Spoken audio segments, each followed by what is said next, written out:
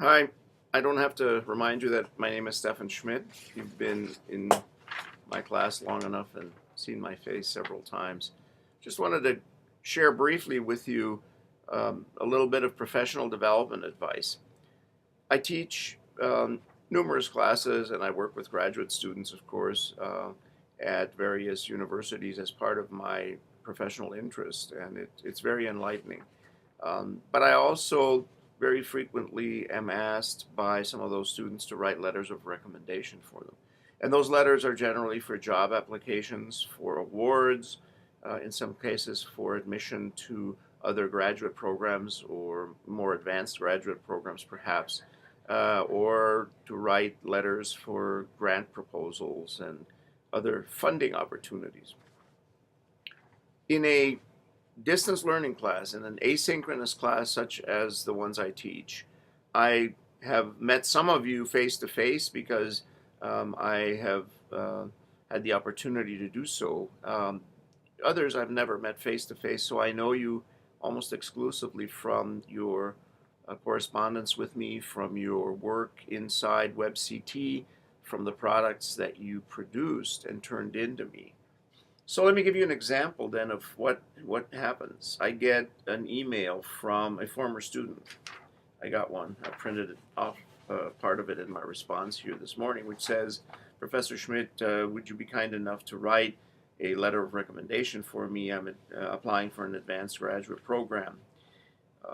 And he gives me his name. And he was clever enough and smart enough to not only give his name, but to say which class he took from me, what year that was, what grade he received, if there was a research paper, in this case there was, what the title of the research paper was, and he provides other little reminders to me so that my hard drive in my brain can begin to work. Of course, then what I do is I go into my archive and I type in the name and take a look at some of the specifics, because it may have been a few years since the student took the class. What do I look at? Well, I look at what kind of discussion postings the person had. Were they simply perfunctory and uninteresting and obviously took no time, or were they thoughtful and the person had really committed to them? Did they just copy and paste stuff from either the assignments or something else in as discussion topics or as discussion responses, or did they come up with original ideas? That's very important because the only discussions we generally have are those discussion forums.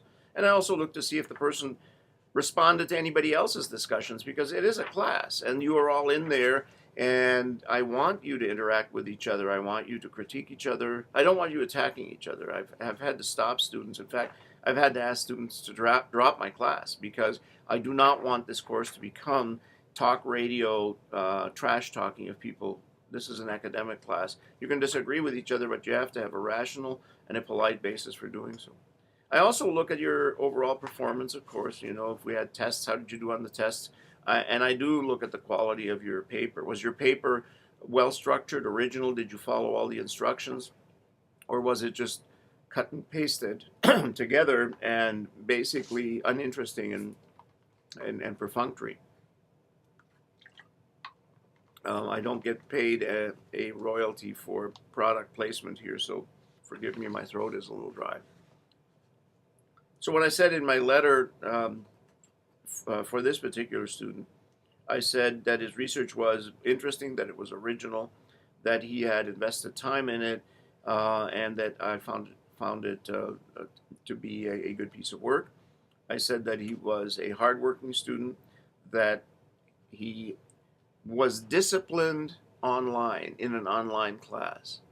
Now what I mean by that is this person came to class frequently, didn't just wait and wait and wait and then come in, rushed in to commit or to submit and commit themselves to the class sort of at the last moment, but they logged in frequently and went around and read assignments and clicked on videos and so on in a kind of normal pattern, the way you would when you're taking a course. I mean, you don't skip a lot of classes and then suddenly show up and try to make up everything in a regular class.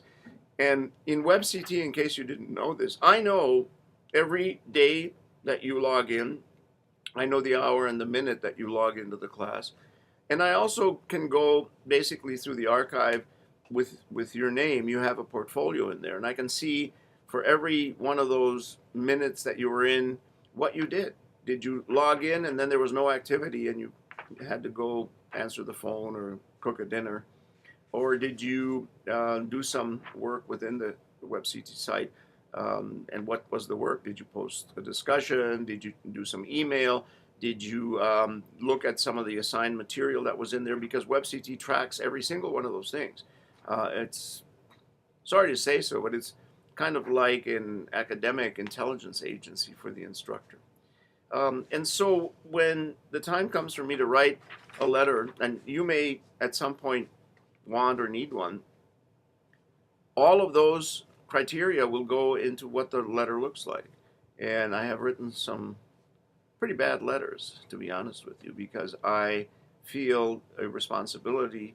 Our program is a very high quality program and it's accredited, and we have a responsibility, and people will hold against us if we aren't pretty honest. I don't want to write negative letters. I want every student that takes class from me to be right on top of it and doing a terrific job.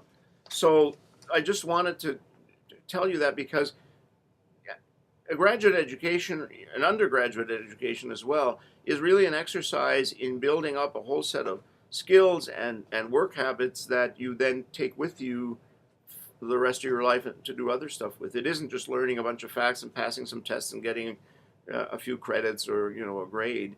That goes away pretty quickly. But disciplining yourself and saying, look, I've got to go into Schmidt's class. It is my responsibility.